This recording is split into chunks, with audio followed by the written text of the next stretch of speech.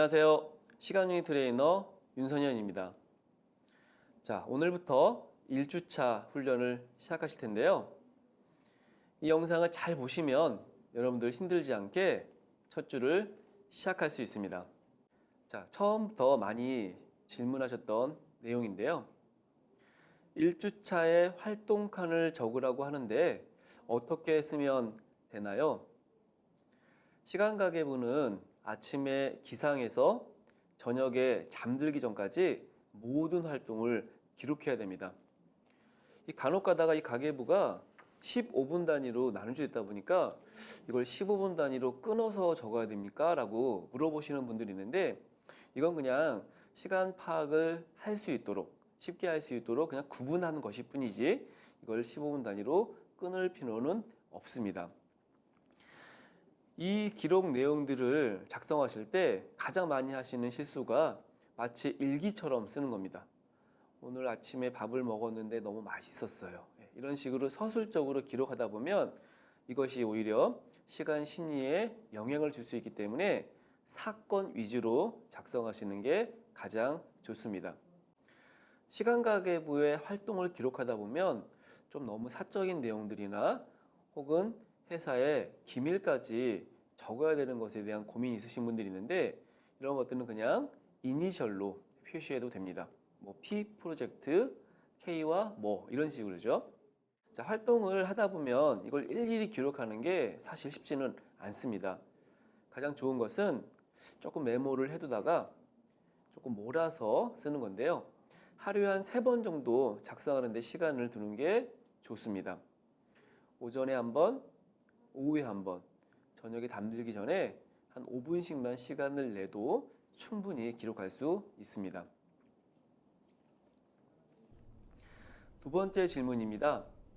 왜 이렇게 한 일과 시간을 기록해야 하나요?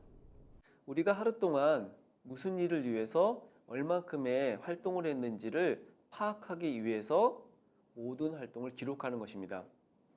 이걸 하다 보면 시간을 심리적으로 인식하지 않고 제대로 인식하기 때문에 시간 파악 목적으로 기록을 하는 것입니다.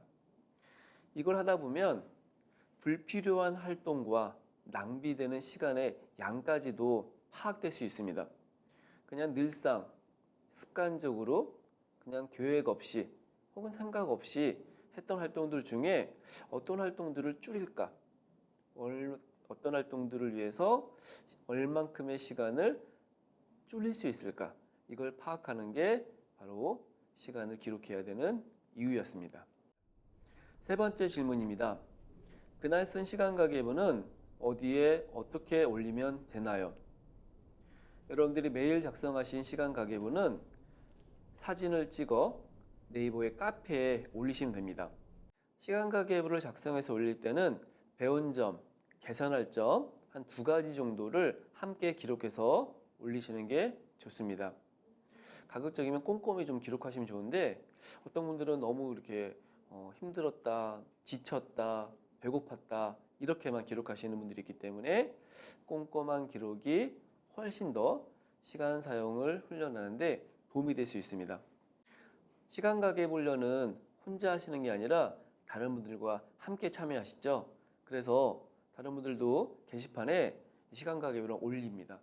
그럼 여러분들 그 글들 좀 보신 다음에 여기에 이제 뭐 댓글 혹은 응원 이런 걸 함께 하시면 조금 혼자 하는 것보다는 재미있게 또 동기부여도 같이 받을 수 있습니다.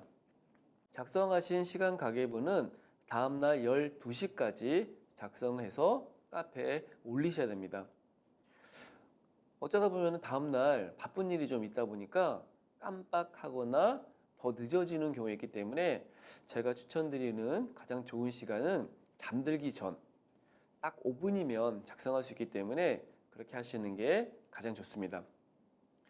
시간 가계부를 4일 정도 꾸준하게 작성하시고 등록 시간을 준수하시면 주간 보고서를 발행을 해드립니다.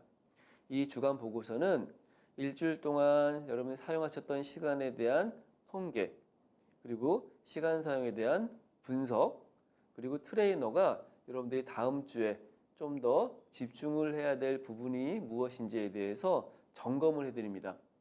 그래서 이 기준을 잘 따라서 여러분들이 모두 주간 보고서를 받으시고 이것을 적용할 수 있는 그런 기회가 되셨으면 좋겠습니다. 네 번째 질문입니다. 생각보다 시간가계부 작성이 힘들어요. 적는데 1시간씩 걸려요. 자, 왜 1시간씩 걸릴까요? 너무 꼼꼼히 적으려고 해서 그래요. 자, 너무 의욕이 앞서다 보니까요. 정말 일기처럼 적어서일 수도 있고 잘 적으려고 계속 수정해야 될 수도 있어요. 초기엔 너무 잘 적을 필요 없습니다. 저는 사실 대충 적어도 상관없다고 생각해요. 15분 정도의 시간이면 충분히 적을 수 있기 때문에 너무 과한 시간을 쓰지 않으셔야 됩니다. 어떤 분들은요, 이것이 너무 부담스러워서 아예 시작부터 못 하시는 분도 있어요. 그럴 경우에는 그냥 타이머로 5분 정도 맞추시고 한번 시작해 보시는 겁니다.